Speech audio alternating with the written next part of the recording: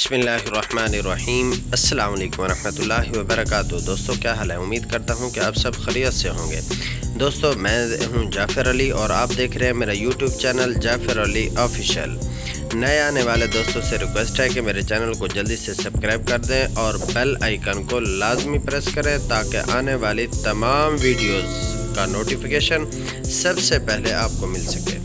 Video में उन legend फिल्मी अदाकार और उनके बेटों को दिखाया जा रहा है जिनके बापों ने तो बड़ा नाम कमाया मगर बेटे फिल्मों में कामयाब ना हो सके। तो दोस्तों चलते हैं वीडियो की जानिब और देखते हैं कि वो कौन से अदाकार हैं और उनके बेटों के नाम क्या हैं।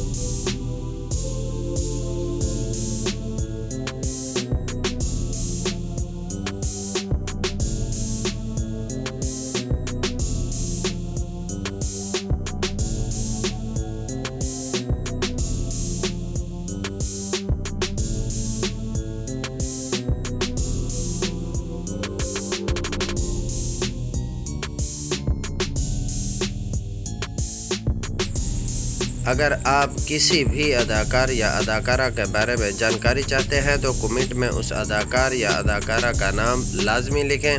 इंशाअल्लाह आपको मुकम्मल जानकारी दी जाएगी।